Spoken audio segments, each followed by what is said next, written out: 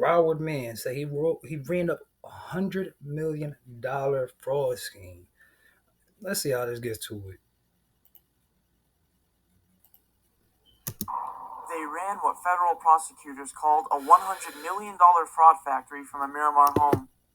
Now, 5 men convicted of one of the largest cases of identity theft and income tax fraud ever uncovered in the United Oh, income States are taxes. facing That's lengthy how. prison terms. The operation was exposed after a home invasion robbery was reported at the house in 2013.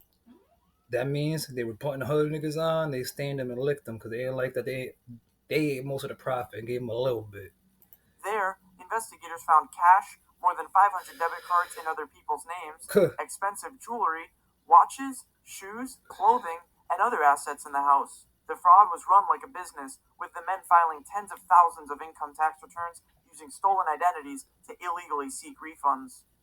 IRS criminal investigators are still analyzing the returns. So far, And I bet with all that pandemic shit going on too, they was hitting crazy. Think about that. Everybody getting a stimmy from all them people that they had. 50 cards? Bruh, that's over 100 bands real quick. they've found close to $81 million worth of false income tax returns filed by the group. The prosecutor in the case alleges the criminal ring sought more than $100 million worth of fraudulent returns. 27-year-old See? Harlan DeCoste, the ringleader, told investigators he had spent more than $1 million on drugs in the last year. DeCoste, who is also known as Money King, created a startup rap recording label called Group Up 111. Investigators say Well, at least one of them started trying to do some Birdman shit or some mogul shit in general, man.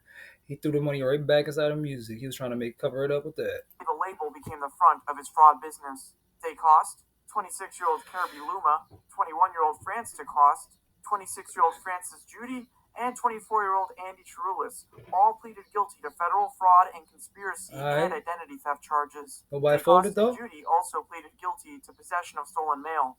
The group will be sentenced in federal court in Fort Lauderdale. Man, it just shows you that you got to be weird out here.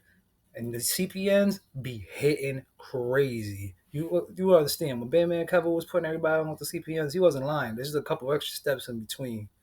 Like, subscribe, turn on the post notifications if you want to see more of the scummers.